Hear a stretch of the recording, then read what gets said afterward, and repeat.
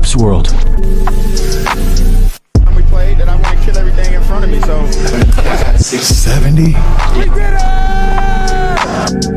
I hit the streets just to get a bag. I pack, he got toe tagged. I punched the nigga for shorty. I'm John Woo with the 40. You not gang nor the homie. Don't bro me, no, you don't know me.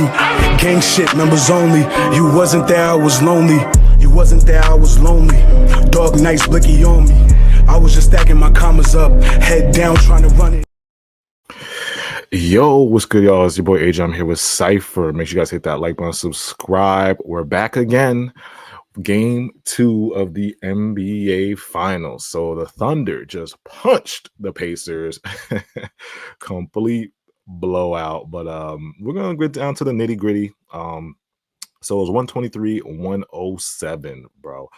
So let me ask you this, bro. What do you think the Pacers? Well, let's talk about what the good things the Thunder did, because we saw the game 1 where the Thunder had control of the game for like possibly I would say 4.5 quarters, like maybe like 3.5, but some people say 3, but I would say 4 quarters. Maybe it was like that 5-minute mark of that fourth where they or the 8-minute mark where they started the choke happened.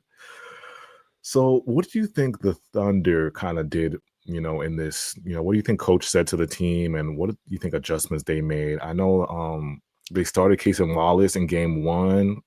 I think if they did use Isaiah Hartenstein more in the second game, in my opinion. But what do you think the adjustments were made, or they just didn't choke this time? Some people just say they just didn't choke, or do you think they made like some adjustments?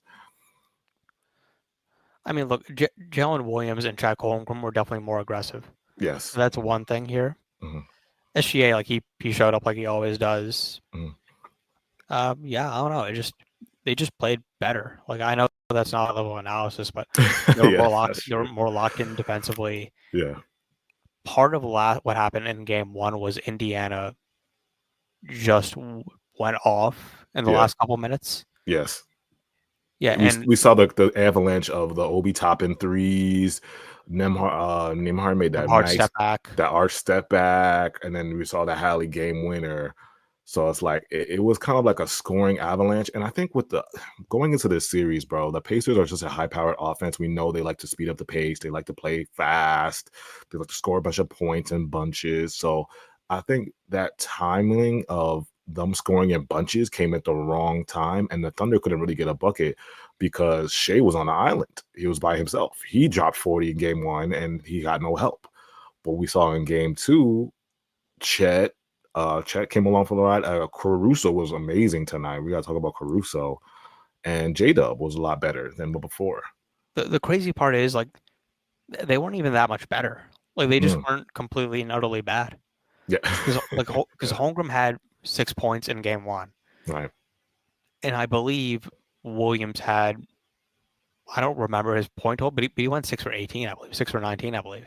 Yeah. Whereas like tonight he had 19 points on 5 of 14 shooting, and then Holmgren had 15 points on 6 of 11 shooting. Like, those aren't great numbers, like insane. Yeah. But when you have SGA giving you 34 points, as long as you're acceptable, in addition to like the OKC's defense. Mm-hmm. Like, their team defense was always good. Like, even last game, like, they forced a ton of turnovers. Yeah. And tonight they did the same thing. But they just played more fundamental defense, and as long as they look acceptable on offense, they'll win most of these games. Yeah. And look, on the defense, they completely like locked up Haliburton. Yeah. They've been with Haliburton. I think they do a very nice mix of coverages. Like, sometimes they show 2 to the ball, sometimes they'll see 2. Sometimes they play one-on-one with Kaysen, or I think Lou Dort. Lou Dort kind of like tries to body him up a lot, and uses his frame to kind of bother Haliburton, so he can't really get drive past him. And the thing with Haliburton is that once you put like that defensive pressure on him, here's the thing with Haliburton that really bothers me. Yeah. And look, Haliburton is a very controversial player because he has made the finals with a style of play that most people consider like not superstar worthy. Yeah. Because look, he is a pass first point guard. Yeah. A pass first point guard that could shoot and score and drive to the rim. Mm-hmm. The problem is, because he doesn't score enough, a lot of people put like a hard ceiling on his like ability as a player. Yeah. The problem is, look, he made the finals. Like, he made the finals when most players that guys consider better, that most people consider better than him, have Yeah. never done. Yeah. And it's like, dude, you have to he is a top 15 player at worst, Yeah. and arguably a top 5 player, or sorry, a top 10 player. The problem is he has games like this, and look, he put up 17 points. The box score looks pretty this time, but he had 5 points in 3 quarters, Yeah. and that is Not good. unacceptable. It's And unacceptable. Mhm. yeah, and look, the argument is OKC was playing great defense on him, but which is true. But the thing with Haliburton is that he has to understand that your bad shot sometimes is better than another player's good shot. Yeah. Like when you drive to the rim, you can't do the Ben Simmons thing where you turn around and find the shooter. Like sometimes you got to take a contested floater or try to finish through contact. And look, if you miss it, then you miss it. But Yeah. you can't go through these stretches where you don't shoot the ball and your teammates are shooting more, because it just makes the defense so much easier to guard you, and you just got to put more pressure on the rim. Yeah.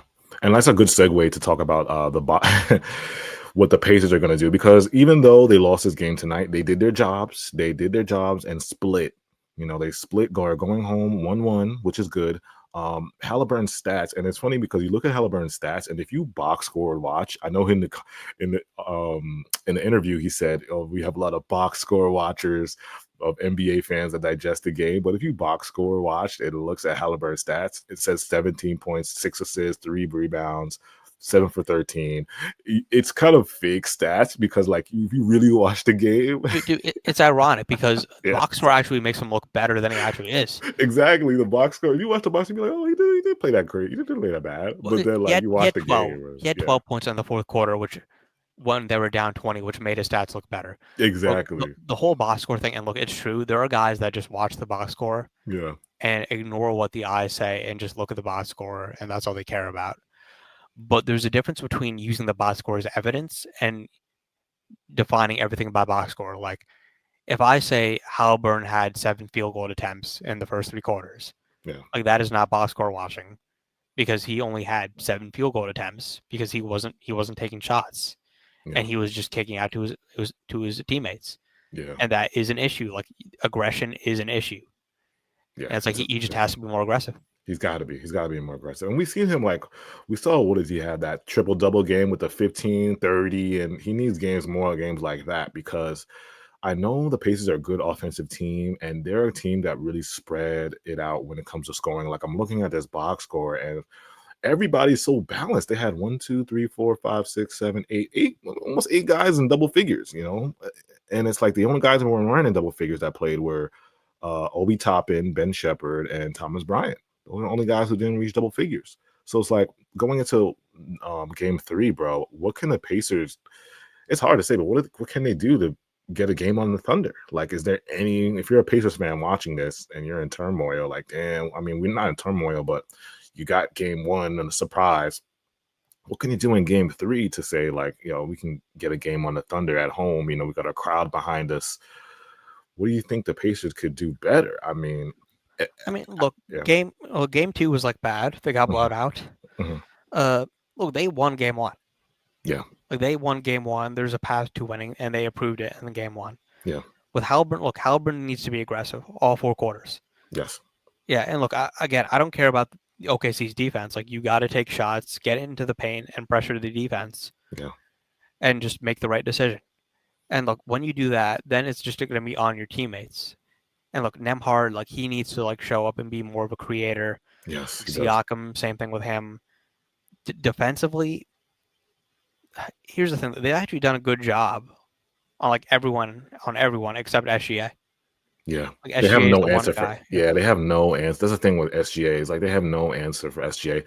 And have they gone zone? I haven't really seen. They should go zone more, because I think what the Nuggets did in that series versus the Thunder, they went zone and it kind of stopped SGA's penetration a little bit and kind of turned the Thunder into 3-point shooters. And I know, like, they do have 3-point shooters in the Thunder, but it's like some of these guys are like, you rather that than SGA getting in the paint, because they're at their best when SGA is in the paint. That's his thing, you know? Yeah, or if not that, they could try. They could just try full court blitzing SGA, Yeah. Make because somebody again, else beat you. Make somebody yeah, else beat you. Yeah. full court blitz him, and then contest out to like the shooter if they rotate the ball, or Yeah. if Joe Williams tries to create like with Jalen Williams, it's like, yeah, like I'll try losing that way. Yeah. If Because Jalen again, Williams beats you or Chet beats you, then you just tip your hat and say you got it. Just tip your hat and say, or Caruso beats you, just tip your hat because at that point, you did your job. You took the ball out of SGA's hands and said, okay, J Dub, you win them the game. because with Jalen Williams and Chet Holmgren, like they haven't really played well these first 2 games offensively. Like they've been amazing defensively, Mhm. like point of attack stopping guys, like guarding like Siakam, and as Chet with his like rim protection, like they've been amazing in the defensive side.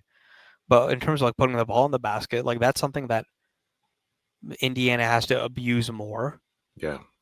And then by abusing that, it just Yeah. do that, and then on the offensive side of the ball, just play your game. Yeah. Pace and space, Haliburton stay aggressive, and just do Yeah. that. I'm looking at the stats. They shot 35% from three, 40 attempts, 73 from the foul line, 15 turnovers, which is not crazy amount, but it was 2 more than the Thunder turned the ball over. They got out rebounded 43-35. They had more assists, more blocks, points in the paint. The Thunder had more points in the paint, and then fast break points they won. So it's like the splits Oh, between by the way, stats. the rebounding. Another thing too, real quick, the rebounding too was not good for Indiana. Yeah. Like they That's have never been their thing though, because we just saw they're paying Miles Turner, and Miles Turner is an awful. Well, to me, he is. He's an awful rebounder. Like he wants to stand out and shoot a ton of threes. Like you need some rebounding in here, man. I mean, look, with Turner, like he is a stretch 5 that can Mhm. shot block, and for this team's play style, like that is insanely important. Yeah. So you're fine with like him, but yeah, it's true. Look, he had 4 rebounds. He is like 6'11", 6'10". Yeah. Like Around there. Siakam, like their leading rebounder was Siakam with 7 rebounds. Like that's got to be better. Yeah. And look, OKC as a team, the reason why they won Game 1, Indiana, was they just out rebounded them by I believe by 14. Yeah. If They you're say gonna they have win, it in them. They could do it. They could do it. They have it in them to rebound. if you're gonna win the series, like the rebound, you got to take advantage of OKC's weaknesses, Mhm. like rebounding, and then try to make them shoot. Yes. Yes. Because that zone, like I said, that zone, when you stop SGA's penetration, because he can when he takes that advantage creation, it puts pressure on you and then it creates open looks for his guys. If you take that away and tell SGA, yo, we'll take you shooting these, 40 whatever footers, 3-pointers, I'd rather live and die on SGA shooting those threes than him playmaking or hitting his midi because he's so efficient in that mid range if you let him get by you. So that zone prevents that. And then turning them into shooters, it's like, okay, you got to ask Chet to make a couple threes or J-Dub to make a couple threes. Like, put pressure on them to make threes because, I don't think this team wants to be a shooting team. I mean, we saw Aaron Wiggins shoot 5 or whatever. He's a good shooter, but it's like overall as a team, I think this team wants to be more of a paint team. I don't think they want to be a total shooting team. I know, but that's just what I see from the Thunder. Last thing on the Pacers, bro. So if they take game 3, let's say they take game 3, bro. Do you see a 7-game series? A lot of people are saying this won't reach 7, or do you think it's still Thunder in 6, Thunder in 5? I know a lot of people predicting that. Yeah, I'll say Thunder in 6. Thunder in 6? Okay. Yeah. But let us know, Pacers fans, Thunder fans. Let us know in the comments, man. What are your predictions going forward? What do you think the Pacers got to do to win game 3 at home? Make sure you guys hit that like button, subscribe, follow us on Instagram and Twitter at HoopsWorld0. Thank you so much, and we'll be back.